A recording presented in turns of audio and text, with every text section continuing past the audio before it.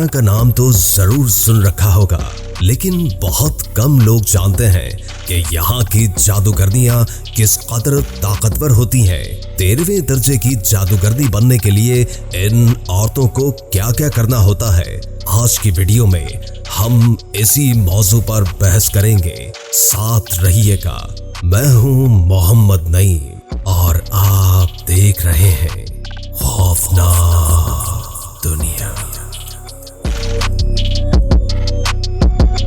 नाज़रीन, आपको बताते चले कि जादूगर हजरात के नजदीक जादू के 13 दर्जे होते हैं और ये 13वां दर्जा हासिल करना हर किसी के बस की बात नहीं। हजारों तालिब इल्मों में से शायद कभी कभार एक फर्द इस दर्जे तक पहुंचने में कामयाब होता है।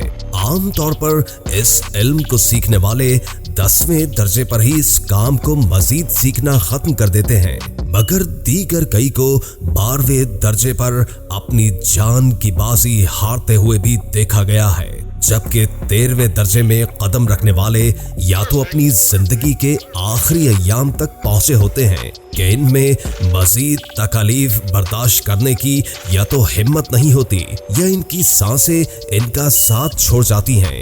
यहाँ आपको बताते चलें कि घाना की जादूगरनियों के बारे में मशहूर है कि इस फन को सीखने वाली 10 में से एक औरत 13 दर्जे को जरूर पार कर जाती है, और वो भी अपनी जवानी के दिनों में। ख़वातीनो हजरात, मिलिए एफिया से, जिसका ताल्लुक घाना के एक ऐसे गांव से है जो जादूगरनियों के हवाले से काफी शोहरत रखता है। एफिया के मुताबिक वो 13 साल की उम्र से ही इस फन को सीखना शुरू हो गई थी और लगभग 28 साल की उम्र में इसने जादूगरी के 9वें दर्जे को अबूर कर लिया था।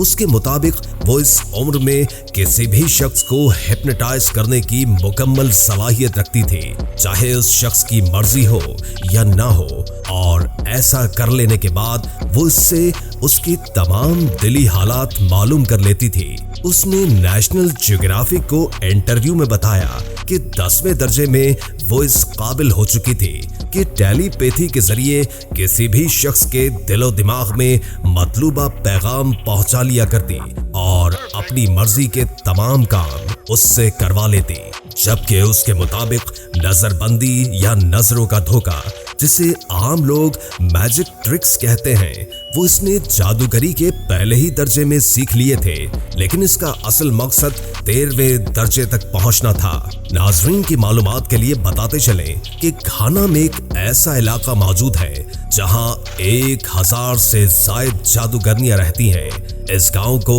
विच कैंप कहा जाता है। यहाँ ऐसी खवातीन को रखा जाता है जिन पर जादूगरनी होने का इल्जाम हो। एफिया भी इसी गांव में कुछ अरसा गुजारने के बाद अचानक मंजर से गायब हो गई और फिर वापस उस वक्त आई जब वो अपने इल्म के आखिरी हुदूद को पार कर चुकी थी। नाजरीन, एफिया के मुताबिक 13वें दर्जे में दाखिल होने वाली औरत को मुर्दे दफनाने की जिम्मेदारी भी सौंपी जाती है और दौरान तरबियत उसने कई बार ऐसा किया।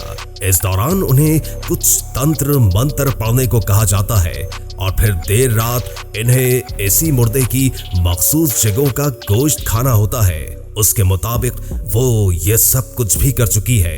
एफिया के मुताबिक वो इस वक्त अपने इल्म के उस हिस्से में पहुंच चुकी है कि उसे अब किसी जादू टोने का सहारा लेने की जरूरत नहीं है, बल्कि वो सिर्फ अपने दिमाग में सोचती है और वो काम लम्हों में हो जाता है। उसके मुताबिक हदफ जितना दूर होता है, काम उतना सुस्त रवि से होता है, और अब इसका मिशन यही है कि दूर के अमल को भी जल्द अज जल्द मुकम्मल किया जाए। उम्मीद है कि नाजरीन को वीडियो पसंद आई होगी और वीडियो से आपकी मालूमात में भी इजाफा हुआ होगा। मिलते हैं अगली वीडियो में। मोहम्मद नईम को इजाजत दीजिए। अल्लाह निगहबान।